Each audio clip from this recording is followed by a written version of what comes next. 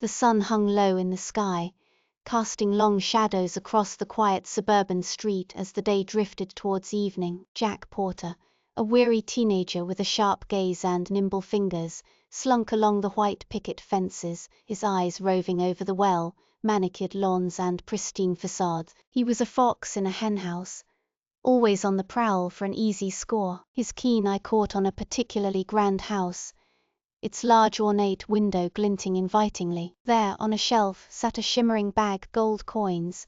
Jack thought with a greedy grin stretching his face. This was going to be a cinch. Jack circled the property like a shark, formulate and discard plans in his head. He spotted an unlocked basement window and made his move, slipping inside with the practiced ease of a seasoned thief. But as he reached for the tantalizing bag, a gruff voice shattered the silence. "Hold it right there, kid." Jack froze, heart pounding. Turning slowly, he came face to face with a stern-looking older man, Mr. Henderson, the neighborhood watch captain, according to the badge on his chest. The retired copper's eyes narrowed as they raked over Jack's guilty form. Panic surged through Jack and he bolted for the window.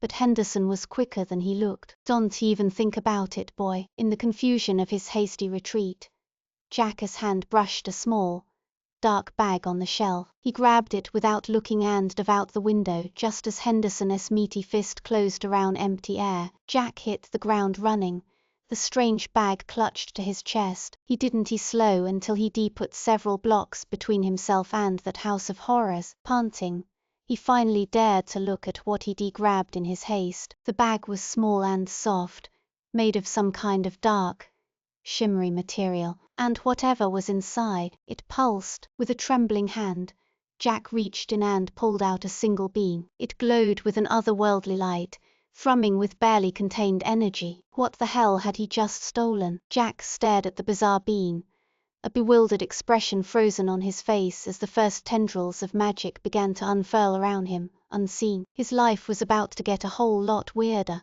The night was still and quiet in the suburbs, but not for long. In Jack's modest backyard, the ground began to tremble and groan. A small mound of earth started to rise, growing larger by the second. Suddenly, a massive green stalk burst forth, unfurling leaves as it ascended at an astonishing rate. Jack jolted awake in his bed as the house shook violently. He stumbled outside just in time to see the beanstalk eclipsing the night sky, its top disappearing into the clouds that gathered to obscure the moon. Panic gripped him as he realized what was happening. The bean he had stolen from the magic shop was no ordinary bean. Throughout the neighborhood, lights flicked on and concerned faces peered out windows. Mr. Henderson burst out of his garage, armed with a flashlight and a determined scowl. "Everyone stay back," he shouted, waving his flashlight at the towering store. "This is a safety hazard." Other neighbors emerged, brandishing brooms, rakes, and garden hoses as makeshift weapons against this botanical intruder. They aimed their pathetic tools at the behemoth plant, but it was like trying to fell a redwood with toothpicks. Jack stood in his backyard, mouth agape, watching the chaos unfold. He turned to address the audience directly, throwing up his hands in exasperation. "Seriously, this is happening," he exclaimed, sarcasm dripping from every word. "I need a refund on this crazy train." He tried to explain the situation to his baffled neighbors. "Listen, everyone, I didn't mean for this to happen, but I think I might have stolen something magical, and now we've got a giant beanstalk in a backyard." But his words fell on deaf ears. The other residents exchanged skeptical glances, muttering amongst themselves. "Magical? Has he been smoking that stuff again?"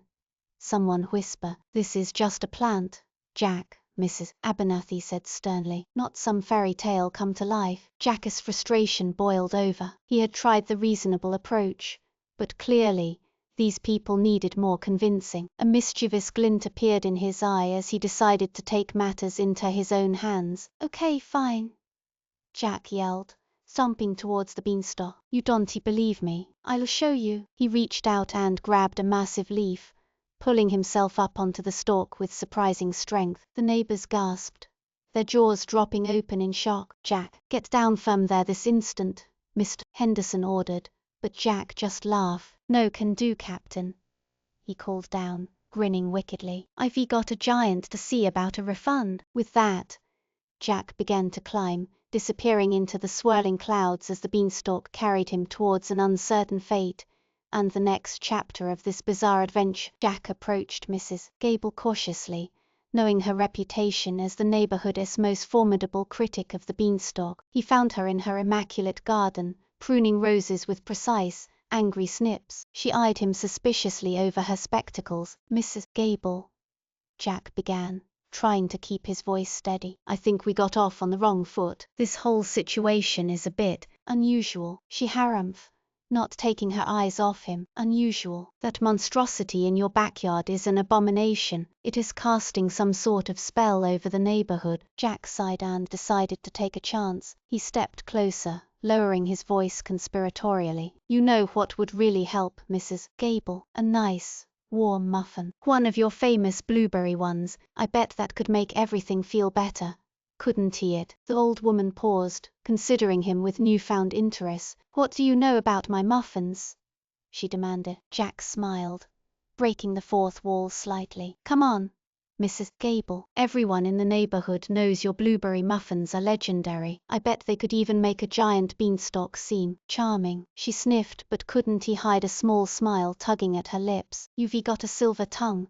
Haven't you, boy? But flattery want to get rid of that thing in your yard." Jack pressed on, seeing an opening. "What if I told you I could make the beanstalk go away permanently? All I need is a little incentive, and I was hoping—" He paused dramatically. "You might help with that. A steady supply of your famous muffins for my trouble." Mrs. Gable's eyes narrowed as she studied him intently. The seconds ticked by. Finally, she set down her pruning shears and folded her arms. "All right, young man," she said sternly. "I'll make you a deal. You get rid of that beanstalk, and I'll provide you with a fresh batch of muffins every morning. But," she pointed a gnarled finger at him, "if you renege on our agreement, there will be hell to pay. Do we have a deal?" Jack grinned, holding out his hand. "Deal," he said, shaking hers firmly. As they struck the bargain, Jack couldn't help but feel a sense of relief wash over him. He had taken the first step in navigating this chaotic new reality and winning over his neighbors, one batch of muffins at a time. Little did he know, this was only the beginning of an adventure that would test the limits of his newfound powers and force him to confront the true nature of the beanstalk's magic. But for now, Jack savored the small victory, eager to see what tomorrow's freshly baked treats and challenges might bring. Jack climbed the massive beanstalk, its rough surface scraping his hands as he hauled himself upward, higher and higher into the clouds. After what felt like hours, he pulled himself onto a small, flat platform at the top. Panting, he took in the breathtaking view of the suburban sprawl far below. Suddenly, a gruff voice broke the silence. "Who dares to trespass on my domain?" Jack turned to see a small, ancient-looking gnome glaring at him. The gnome was hunched over a tiny plot of land, tending to what looked like glowing, iridescent plants. "Hey there," Jack said, trying for nonchalance despite his racing heart. "I'm Jack. I didn't know this thing had an owner." The gnome scowled. "Pipkin is my name,